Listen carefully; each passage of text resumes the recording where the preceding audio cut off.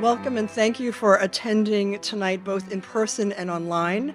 I'm Alexandra Fallon, the Executive Director of the Carmel Public Library Foundation, and we're so excited to have this program tonight with David Gordon. Thank you so much for being here, and his wife, Jenna, is over there. So after the program, we do have a book sale and signing. So we hope that after you enjoy the program, you'll go over and look at some of the books and purchase them as well. This program, Don't Worry, Your Orchestra's Here, How Dean Denny and Hazel Watrous Brought Music to Carmel, is part of the Henry Mead Williams Local History Lecture Series, sponsored by the Frank and Eva Buck Foundation and Robert and Lacey Buck. And now for our program. Tonight's speaker, David Gordon, I will tell you that I was speaking to some of you as you were coming in tonight, and I asked, are you familiar with David, and that's why I'm here, they said. So David has a huge fan club. He has forged a distinguished international career as a vocalist, teacher, lecturer, and author. He's appeared as a tenor soloist with virtually every major symphony orchestra in North America and other great orchestras and festivals over 4 continents. He has sung 60 leading roles with the Chicago, San Francisco, the Metropolitan Operas, and other great opera companies around the world. He's well known to local audiences for his 30 seasons at the Carmel Bach Festival, where he has served as a tenor soloist, lecturer, concert narrator, and director of the festival's training program for young professional singers.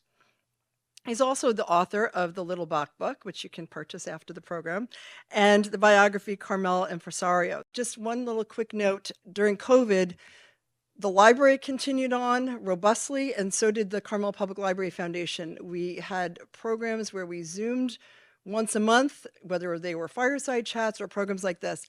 I was struggling to find, the best that would be entertaining, that would be thought-provoking online, which isn't as easy as doing that in person.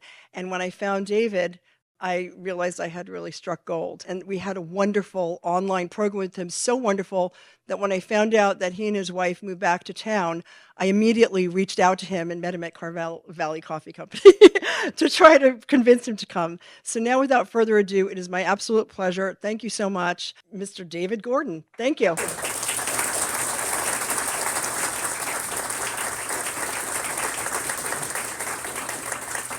Thank you, Alexandra.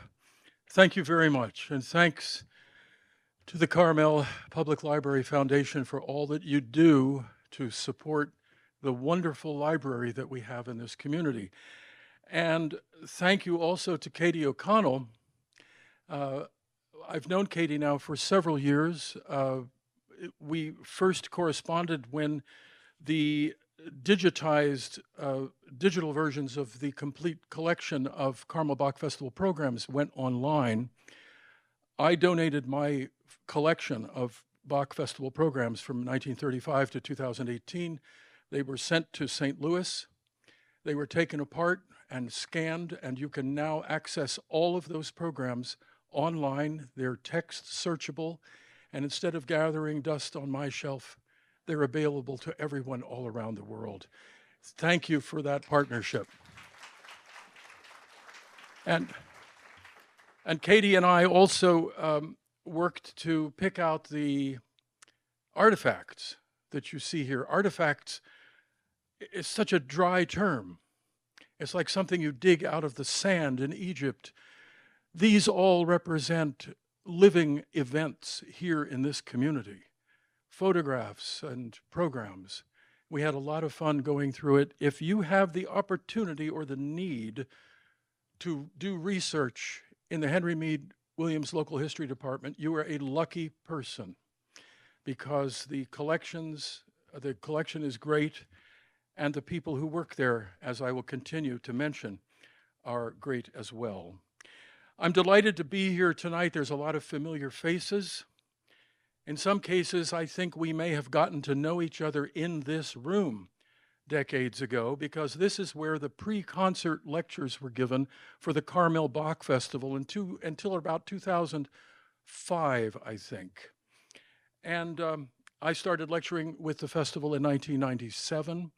So I've spent a lot of time in this room doing what I'm doing right now, which is gabbing about stuff that happened a long time ago. This entire building was built as a school, And despite the fact that the auditorium was completely torn down and built anew, a lot of parts of this building, most of it actually, are still just the way they were in 1931 when the building was opened as a Sunset School. And ladies and gentlemen, we are in the lunch room of the school. So if music be the food of love, I'll talk on. My story really starts in 2012. It was my 24th season with the Carmel Bach Festival. And at that time, we had a tradition that I had helped to create about 6 years before, where on Tuesday night, we had a concert with a narration, with a script, with a theme. And 2012 happened to be the 75th season of the Carmel Bach Festival, and I was tasked with programming and scripting a concert that would honor the festival and commemorate some of the musical highlights in festival repertoire and programming. And I imagine most lovers of music in Carmel know at least the names of these two characters. On the left is Denny, and on the right is Hazel Watrous. And every year, the Bach Festival program book offers a page honoring Dene and Hazel and describing briefly the history of the festival. And so in 2012, I looked through all of the Bach Festival programs looking for interesting musical highlights that we would include in this concert. And as I looked through the festival program book, I noticed that each year, the article in the program book used one of 6 or 7 photographs of Dene and Hazel. I'm sure that most of you who've had program books in your hand recognize these photos. One of the things they have in common is that in all these photos, Dene and Hazel are in their 60s. Now, there's nothing wrong with being in your 60s. I'm in my 70s, and I'm totally okay with that. These were sort of the official canonical photographs of them. The photos show them in their early 60s, the empresses of culture on the Monterey Peninsula, honored by the community for all the wonderful things they had done. And then, continuing on in my research, I found this photo. And I thought, I want to know who they were. I want to know who these people were when they were doing all the things that they were being honored for in their 60s. And so I began researching their lives, and then I got the crazy idea of writing a book. My research began in August of 2012 when I wandered for the first time into the Henry Mead Williams Local History Library at 6th and Mission. And as I said, you're lucky if you wander in there because of the librarian you will meet and the holdings of that library. When I walked in there in August 2012, the history librarian was a young person who had started her job just a month or two before. She was gung-ho, she was enthusiastic, she was skilled. I was a naive newcomer with a fascinating project, and the young woman's name was Ashley Wright. Ashley helped me. Ashley guided me. And I basically lived in that room for 6 or 8 months. I was there 2 or 3 days a week. It was the old time where I was cranking microfilm like this. They weren't digitized yet. I looked at every page of every newspaper published in this town between 1915 and 1960. I looked through all sorts of scrapbooks, photographs, and other documents. And Ashley, in many ways, became my partner in the research there. And I could not have written my book without the holdings of the Henry Mead Williams collection and without the tireless help and skill and guidance of Ashley Wright. And here it is. She is now the Library and Community Activities Director. I did write it down. And I also wrote down, and she is here tonight, so let's give her a big round of applause. Let's do it again.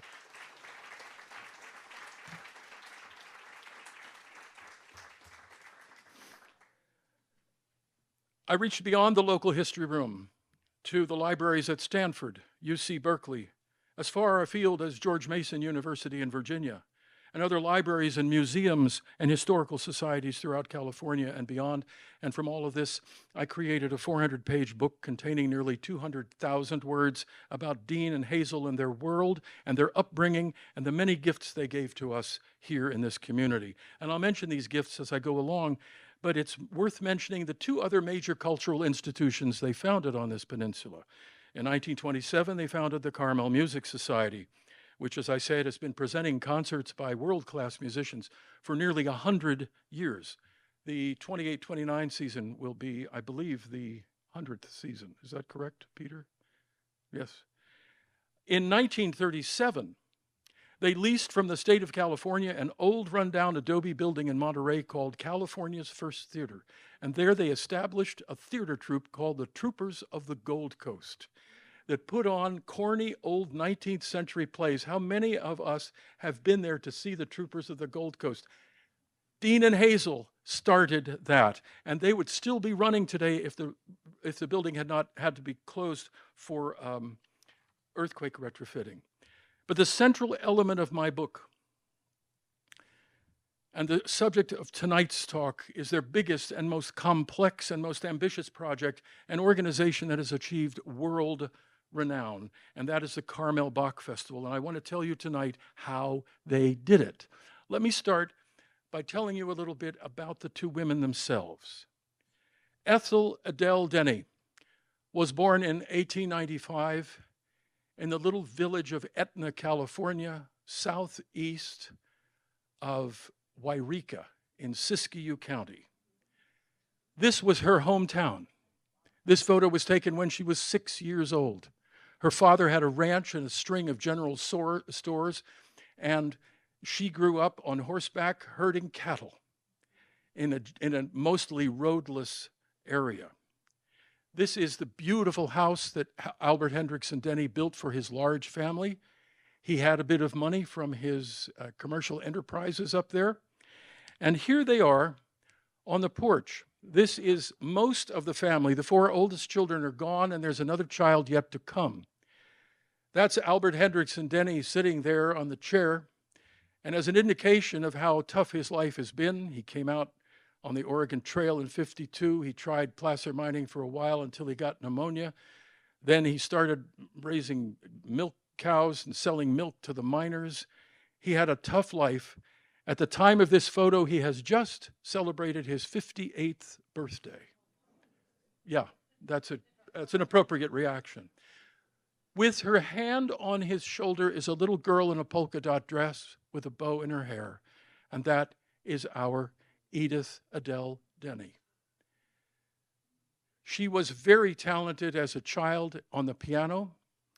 Her father believed that all the children needed a university education, the girls as well as the boys. And at the age of 14, she was sent to the East Bay to live with her sister and brother-in-law in Berkeley. She graduated from Berkeley High School and graduated from the University of California, Berkeley in 1907, Phi Beta Kappa. 2 years later, she earned a master's degree in English and started teaching. By the way, I should point out that that is her senior picture in the 1907 Cal yearbook. She went to work for a school in San Francisco. A combination of three schools came together. We'd probably call it a charter school today. It exists today under the name of the Lick Wilmerding High School. And she taught English there. She did not teach music. Her degree was in English, and there is no indication. It took me 2 days of conversation with the registrar and the librarian at the UC Berkeley Library before they would release to me, even verbally, the confidential information that Dene didn't take any music classes. It took 2 days to get that information from them. She worked here at Lick Wilmerding. I should say the middle photo is 1917. The photo on the right is 1914. The photo on the left and the photo on the right is 1919. That middle photo was from an entire page of the yearbook that the students devoted to honoring her as their favorite and most beloved teacher. Because there was no music, she formed a glee club after school, because she just had to make music. At this point in her life, she was taking very advanced piano lessons and giving recitals of Mozart and Chopin and Brahms and Liszt and Rachmaninoff. But here is the Lick-Wilmerding Glee Club in 1917, and in the close-up on the right, you can see her holding her baton. There she was, teaching English, living in the East Bay, taking the ferry across the bay, and teaching English at the Lick-Wilmerding School in San Francisco. Meanwhile, here is Hazel Watrous, born in 1884 in Visalia, California, in the Central Valley. Her father, Stephen Watrous, was a photographer. That's him on the left. He was from Massachusetts. And on the right, one of the most wonderful discoveries was Minnie Jeffers. That's Hazel's mother.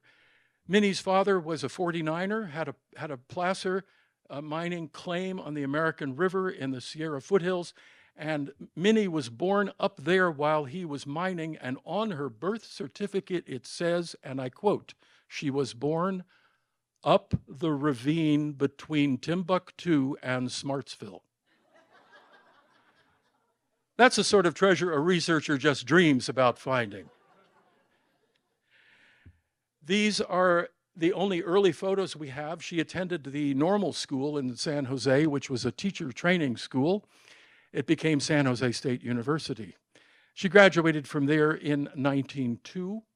The photo on the left is an early photo from the newspapers of a class there. The middle photo is from her group photo. And the photo on the right is one of the mystery treasures of the Henry Mead Williams Local History Department. It's a photo of Hazel, a sepia photo, that color.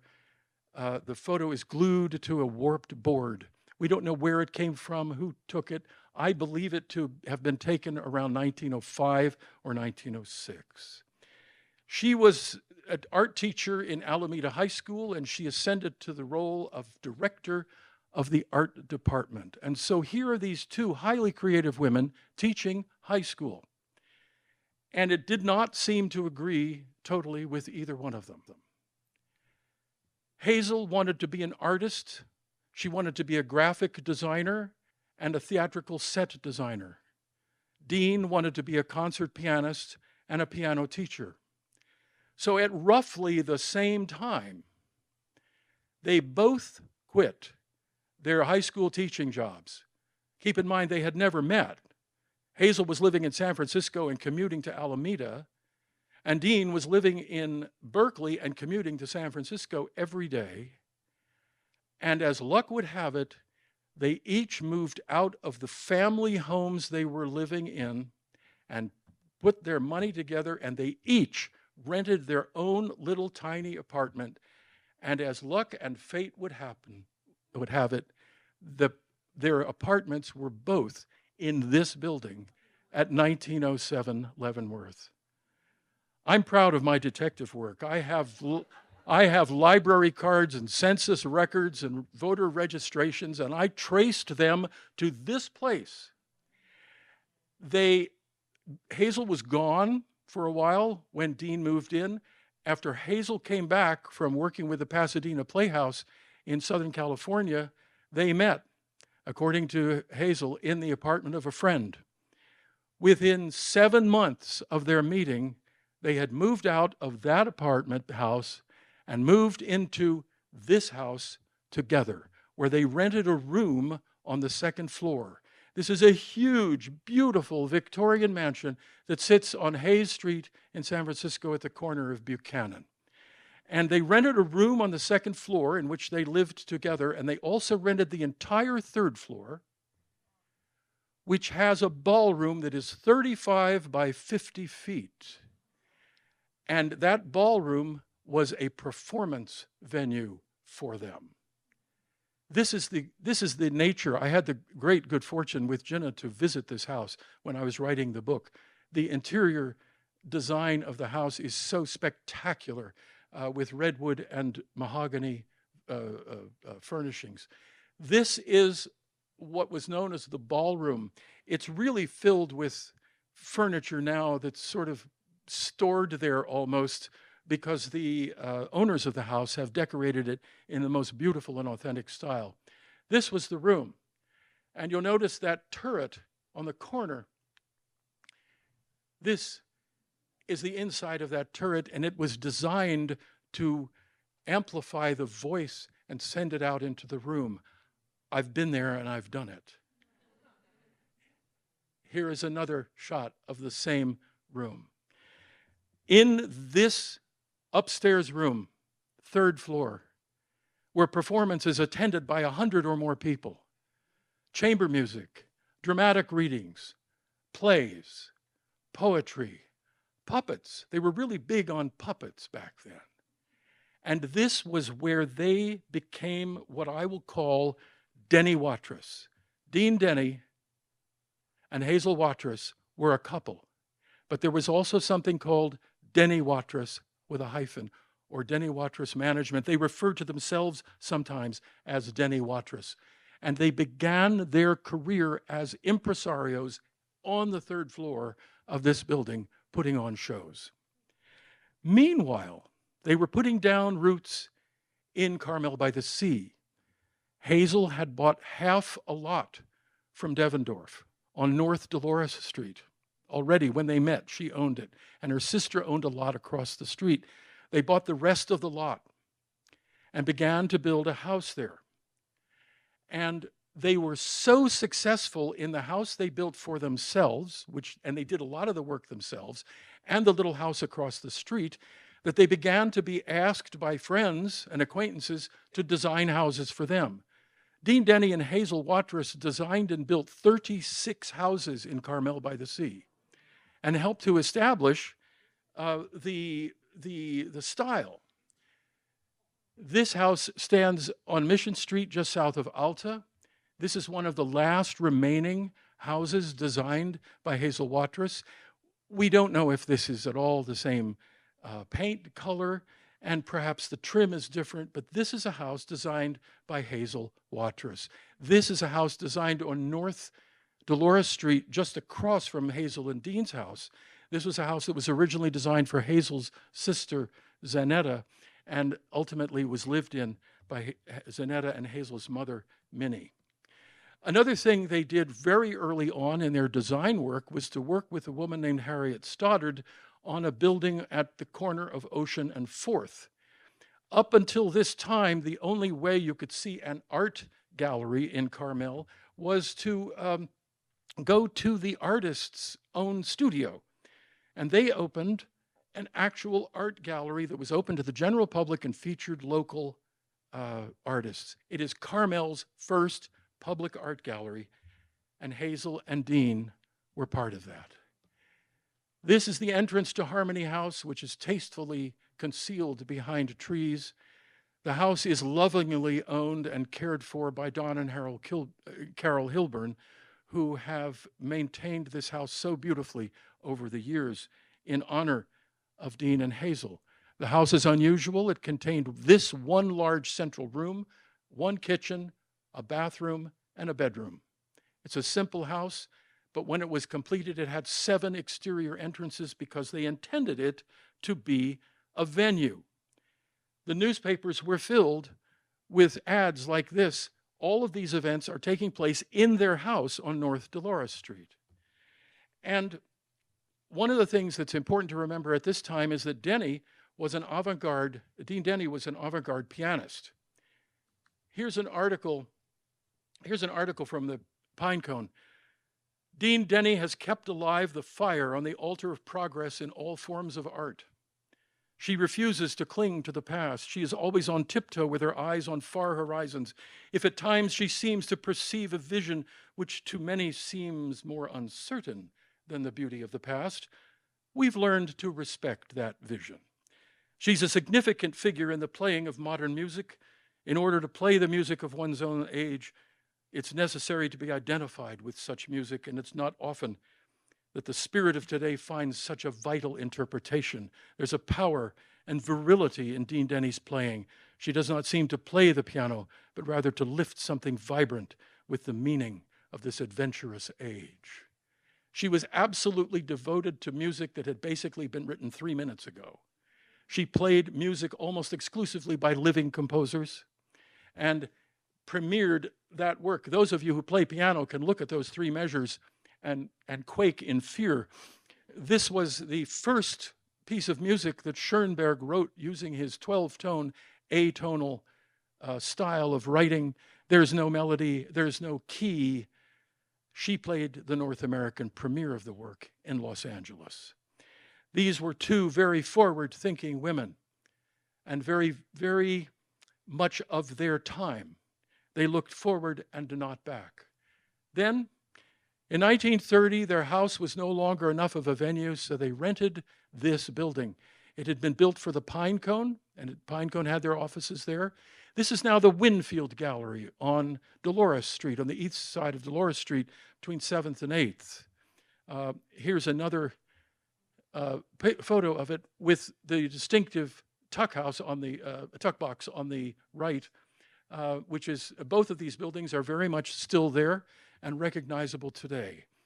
The gallery was a very, very busy place. As you can see, the lower right, they put on a play. There was puppets. There was an opera, concert opera by Krenek. There were architectural lectures, photographic exhibits, all sorts of musical events. And it was this busy every week for 5 years. The gallery was a hub of artistic activity. And then 4 people enter the story whose names you probably don't know, and they play an enormous role in the next couple of years. This was a string quartet founded in Portland in late 1930. Susie Fennell Pipes was the first violinist, and she convinced some wealthy patrons in Portland to underwrite the cost of a string quartet. And by underwriting it, I mean they were salaried and they were contracted to play this quartet, and they were not allowed to accept any other musical engagements. They began in the summer of 1931 in a place south of Portland called Neahkahnie. It's a little cove, and that is the Native American name for this spot. And there was a Neahkahnie store. They rehearsed here every day, all day, for several months. And they made themselves into a quartet. A likable bunch of people, especially the fellow on the right. He is one of our unsung heroes. Dean Denny and Hazel Watrous heard this quartet in the fall of 1931 here in Carmel in a concert in someone's home. I would give anything to know whose home it was in, but I've been unable to determine that. Dean Denny was so taken with these musicians that she hired herself to them as a booking agent and began booking them on concerts up and down the West Coast. The cellist was an amazing man. He came from Amsterdam. His father was a great cellist, and his grandfather. He came to the United States, played chamber music concerts up and down the East Coast, and then made the acquaintance of Leopold Stokowski, who hired him as the principal cellist for the Philadelphia Orchestra. There he was for 5 years until Alfred Hertz, Lord Michel, and the concertmaster of the Philadelphia Orchestra to the San Francisco Symphony, where Michel played as principal cellist and served as assistant conductor for the San Francisco Symphony. He had to conduct the rehearsals when Alfred Hertz was out of town. He was apparently an extraordinary musician, a very handsome man with a beautiful baritone voice. He played a mean game of bridge, and he was an excellent cook. That is a caricature in the Pinecone of his expressive conducting style. And now we come to the central moment, the moment that makes this talk worthwhile, and it gives me a reason to be standing here.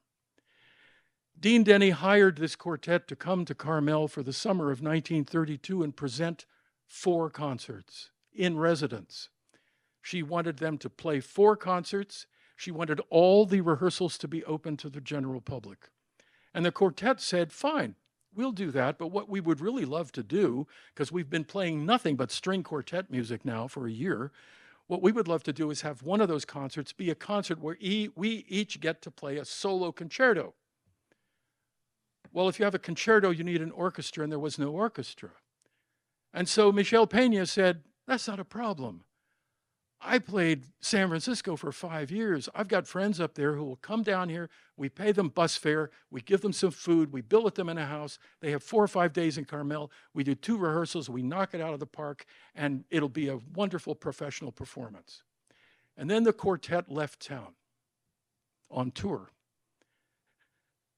And Dene and Hazel thought this over, and it didn't ring true with them, this idea of bringing in the professionals from San Francisco, because Dene and Hazel were committed to this community. So she sent a telegram to Michel Pena, and she said, don't worry, your orchestra is here. And that changes the whole story. I have no idea what Michel Pena's response was, but I know that he must have been a really good sport to put up with what happened next. The concert was in August, and in June they announced tryouts for members of the orchestra. Isn't this great? In June, they announced tryouts for the orchestra, and musicians come from all over the peninsula, from Santa Cruz, from Watsonville, Castroville, Salinas, King City, and they form this little orchestra. And Michel Pena rehearses them. This was the Pinecone ad for that first summer series. You notice it's sponsored by Carmel Music Society. And a lot of these activities in 32, 33, 34, and 35 are sponsored by Carmel Music Society. Notice that on August 9th, they've hired a fellow from Los Angeles named Henry Eichheim to conduct the concerto concert.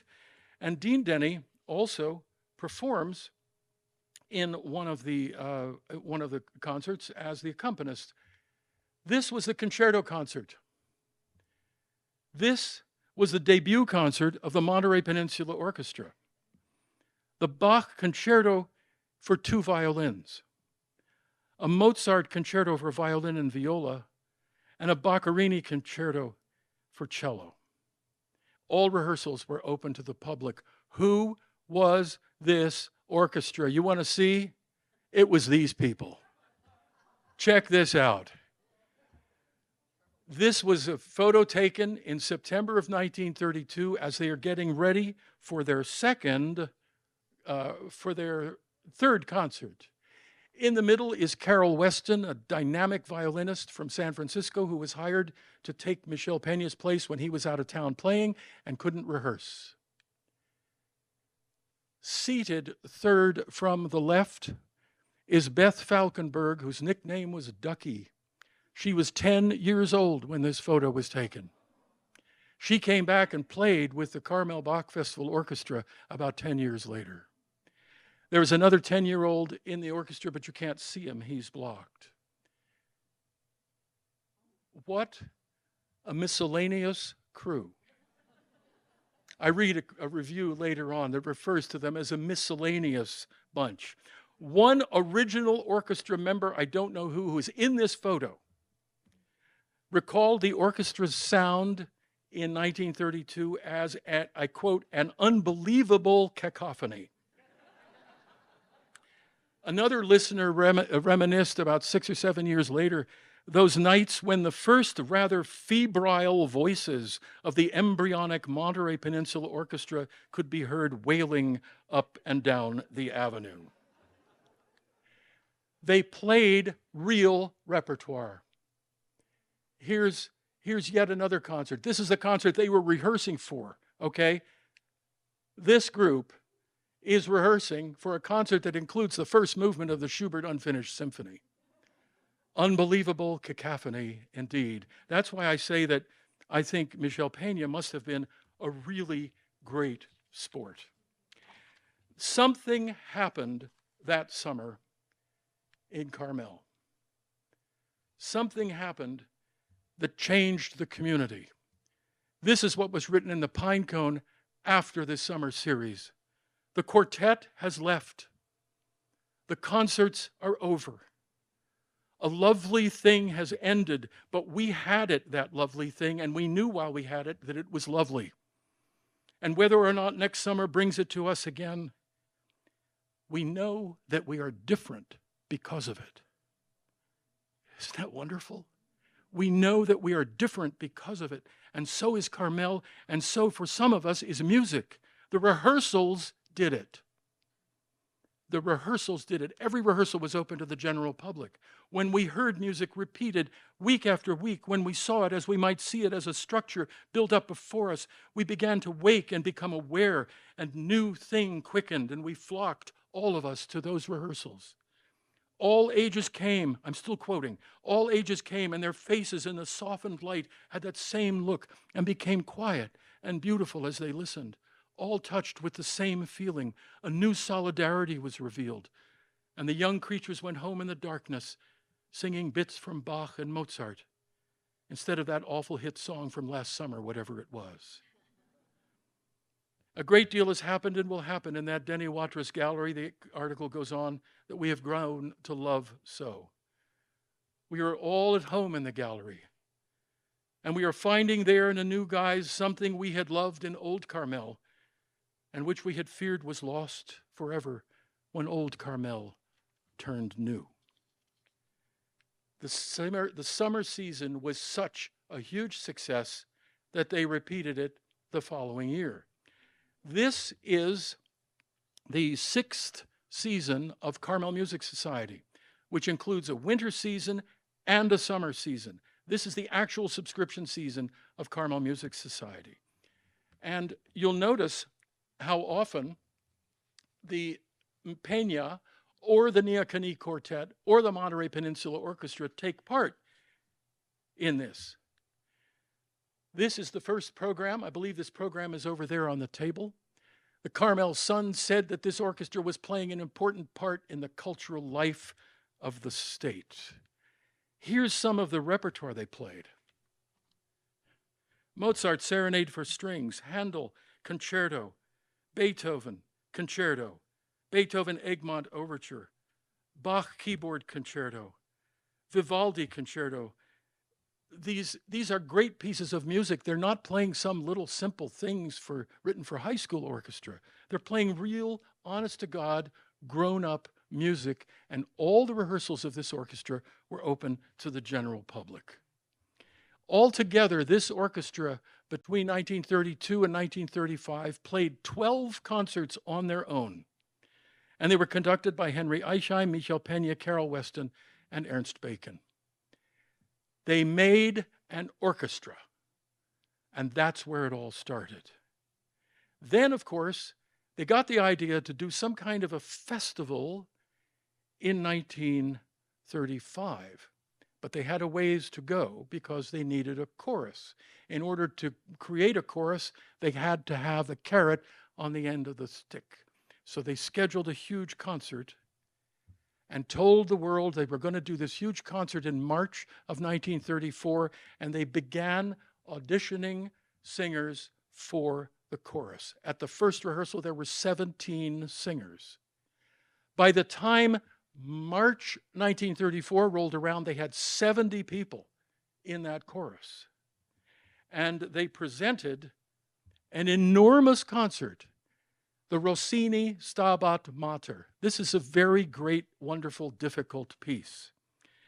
There were 4 soloists from San Francisco, a chorus of 75, all from this region, an orchestra of 40, which did include about 15 professional players from this area.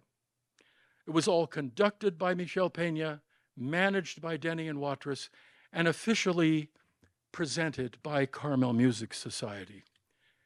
And here comes a wonderful quote from the Carmel Pine Cone. With last night's performance of Rossini's Stabat Mater, more than 100 locally trained amateur musicians, Carmel stood upon the pinnacle of its musical history. a height hitherto undreamed of.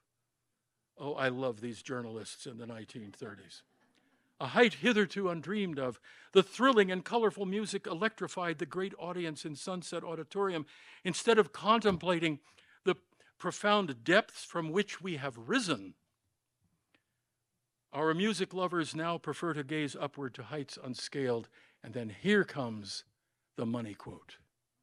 Next year, announced Dean Denny, Carmel will present a Bach chorus with 250 voices and full symphony orchestra.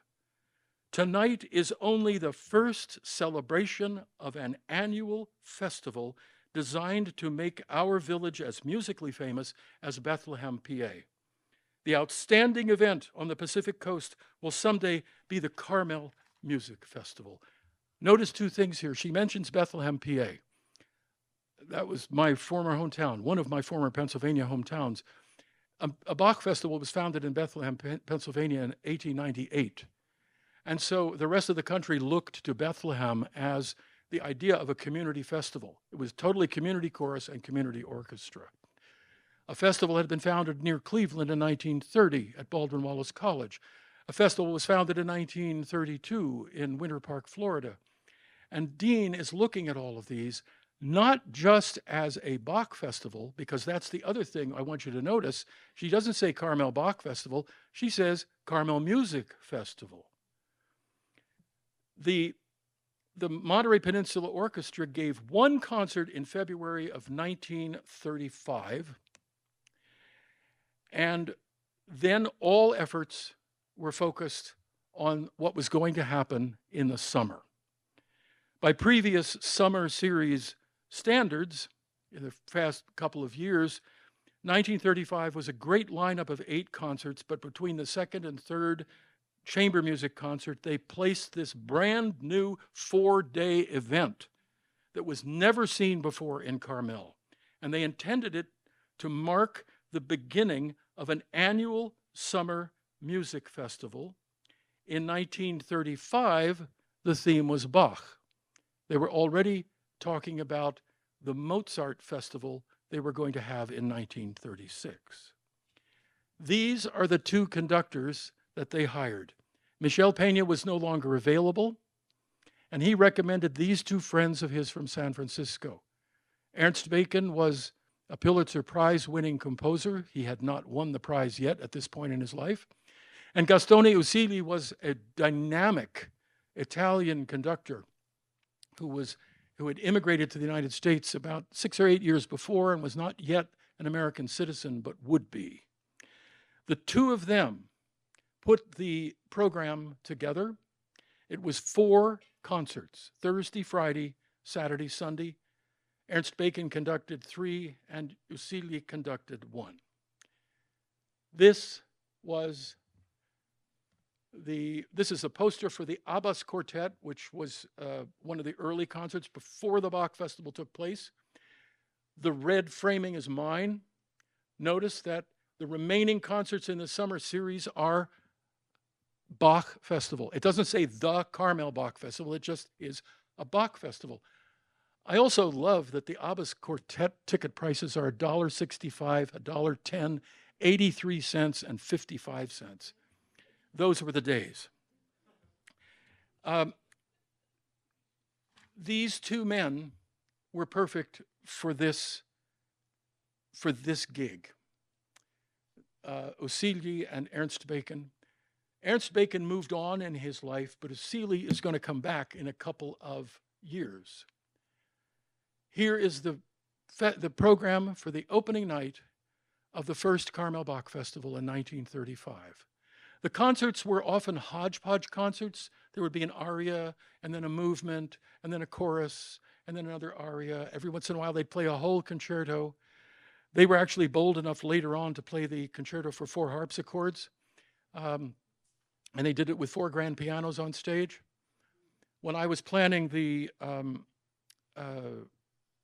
memorial concert, the celebratory concert in 2012, I was told that if I scheduled the Bach concerto for 4 pianos for that concert, I would be fired. Just too much to think about. Excitement grew as the out-of-town performers began to arrive in June. The orchestra was about 50% local residents, including a few professionals, and the rest came from near and far, amateur, professional, all were unpaid, except the concertmaster and the conductor. There were 26 violinists in the orchestra of this opening night concert, which makes the violin section in this orchestra bigger than that original Monterey Peninsula Orchestra that I showed you the photo of. Half a dozen professional violinists volunteered from Berkeley and San Francisco. A music teacher from Fresno spent the summer in Carmel in order to play. A grad student in Berkeley gave up his summer courses to come down and play. One of the conductors invited a doctor from Berkeley who was a fine violinist. Dean Denny had been rehearsing the chorus since late winter. And you know, despite the age, despite the year, despite the history, despite the date, there's always one problem. There are not enough tenors. In late June of 1935, this item appeared.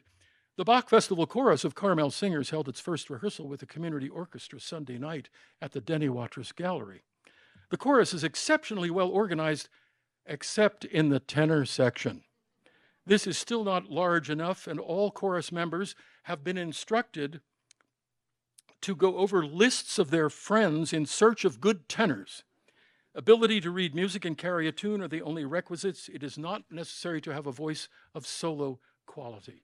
If there are any tenors on the peninsula who have not been approached with a personal invitation, you will be received practically with open arms if you show up voluntarily next Monday evening at 7:45 p.m. at the Denny Watrous Gallery.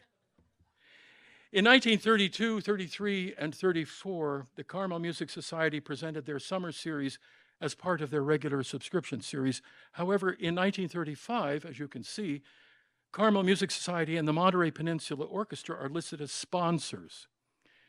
The two organizations formally lent their name to the endeavor, but gave no financial or managerial support. And this is something important to understand about Dene and Hazel and their role in all of this. This was not a nonprofit. There was no grants, there was no subsidies. The Hewlett Foundation wasn't around to give $10,000.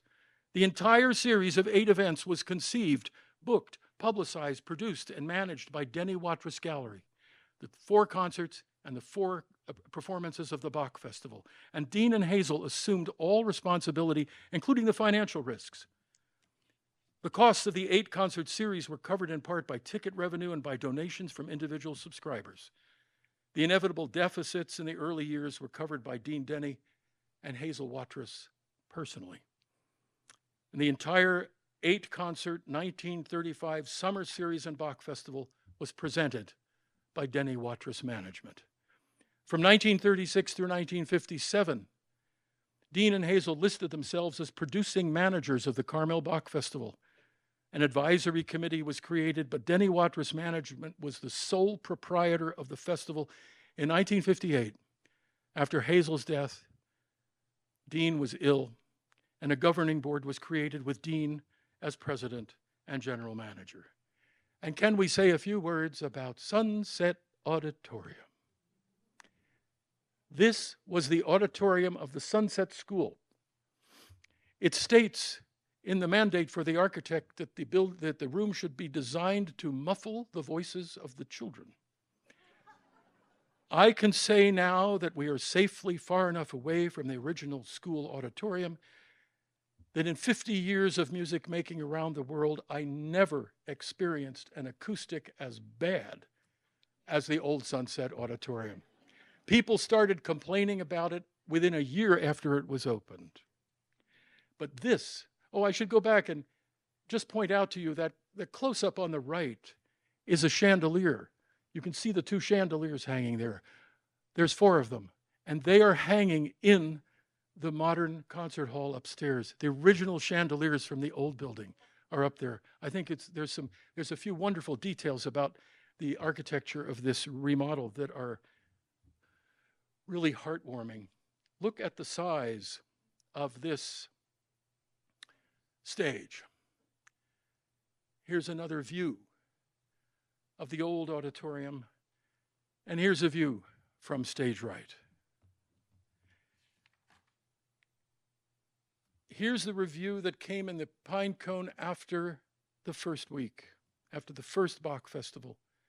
Last week, Carmel experienced one of the greatest events of its history, which was also, in a sense, the planting of the signboard on the path of its future. There can be no question of the effect the Bach Festival has had upon its participants and the hundreds of people who attended the 4 concerts. We realize that Carmel faces the loss of her traditional isolation. If we can guide our destinies so that the people to be drawn here can be just such people as attended the Bach Festival, we need not fear for the future of our village. It was a pleasure and privilege to mingle with such visitors. Many distinguished visitors were here, and those not famous in their own right were obviously of fine, high character and cultured background. The whole village has and will benefit actively by the enterprises of these musical people. Why Bach? Why did they pick Bach? Well, as I said, it was the 250th anniversary of Bach's birth, and celebrations were happening all over the world. It was also the 250th birthday of George Frederick Handel and Domenico Scarlatti, but Bach was an easier name to sell. It's clear that until the fall of 1935, they were intending to perform Mozart in 1936, and then at some point, they changed their minds. Bach got into them.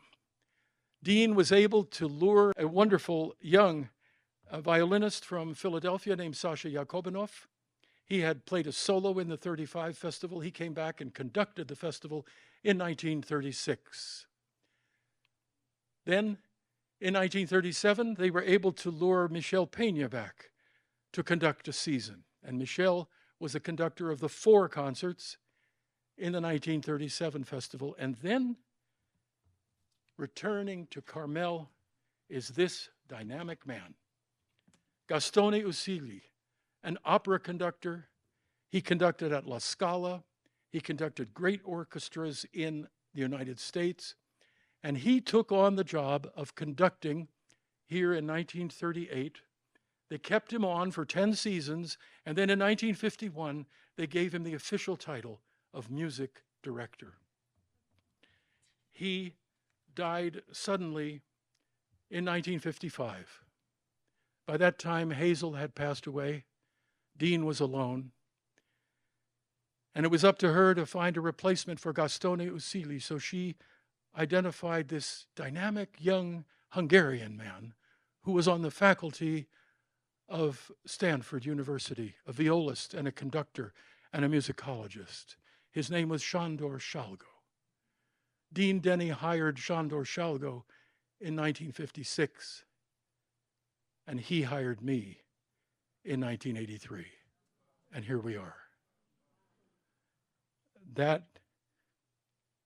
closeness of connection is very important to me in my relationship with this organization. And so we have this dynamic Italian fellow. Notice that there is a piano in the orchestra. Piano was often in the orchestra, even into the first couple of Bach festivals, because they just didn't have all the instruments they needed. They sometimes used clarinets instead of oboes. You will see what appears to be a bat above Usili's head in the caricature, and it is a bat.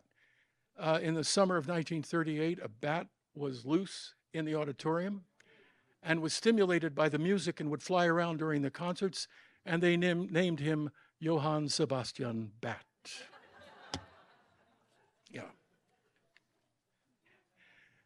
He was an inspiring and wonderful conductor and brought the festival into its first golden age. It was still largely amateur. It was up to his successor, Sándor Salgó, to turn it into a more professional festival, but Usili put it on the map as a place to which people should pay attention. And it's all because of these two people, Hazel Watrous and Dean Denny. Hazel and Dean.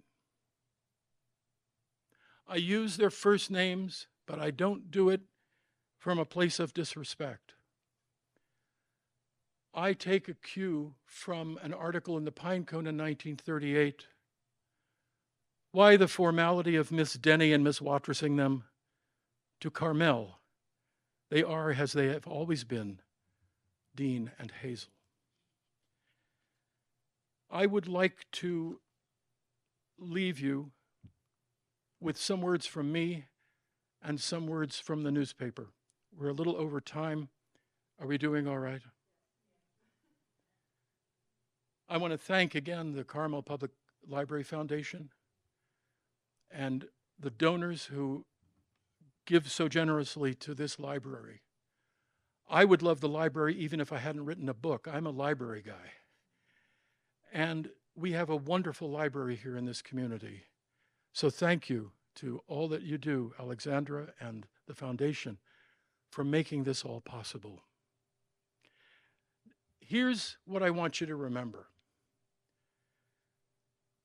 Dene and Hazel succeeded in their work, not by doing something to the community, but by partnering with it.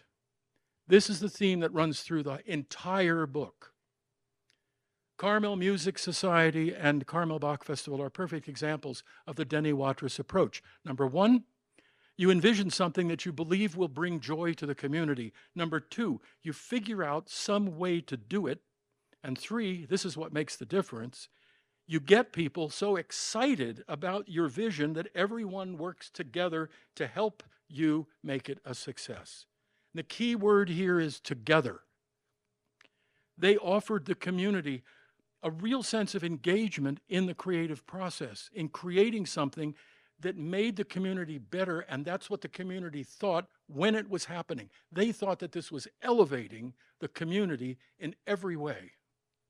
For 3 decades, Dene and Hazel partnered with each other, with their colleagues, and with their neighbors. Their neighbors. Their story shows us that there is strength in partnership, that it's good for people to connect on many levels with each other, and that we can evolve as individuals and organizations and communities and societies if we find ways to work together toward common, uplifting goals, especially those goals that bring beauty into the world. Dene and Hazel did their work in the arts, but the same principles apply to all of life. We create relationships from which something new emerges, something enduring that we never could have accomplished alone. I want to leave you with 3 paragraphs from the San Francisco Chronicle, July 31st, 1938. The leading music critic of the Chronicle came down and spent 6 weeks in Carmel. He was here for the preliminary rehearsals. He attended all the rehearsals, all the lectures. He spoke with the conductors. He spoke with the performers. He attended all the performances. And then he went home to San Francisco and he wrote a long article in the Chronicle, which ends with these words. The most important fact is not that many works of Bach were represented, but that it was both a California festival and a success, without benefit of star names, with orchestral forces made up almost exclusively of students and amateurs, and a chorus composed almost entirely of volunteer townspeople. Bach was magnificently served. It went on for an entire week, and the audience ate it up. A more heterogeneous group of music makers can scarcely be imagined. It is an inspired community effort on behalf of music involving participants of the most miscellaneous proficiency, age, and terms of servitude, all directed toward a common end. It's all very well to extol the value and importance of such activities, but the Carmel Bach Festival has shown how to make it work. Behind any phenomenon such as this, there is always the persistence, the patience, the skill, and the taste of an organizer or two. And this is where the music critic gets it. This is where he understands what's going on. In this case, The responsible personalities are Dean Denny and Hazel Watrous, who organized the festival from the beginning and have guided it with exceeding good sense. One evidence of their good sense is the engagement this year of Gastone Usigli as conductor. The three of them deserve endless credit for some beautiful concerts of Bach, but still greater credit for proving that, glory be, it can happen here. And with that, I thank you.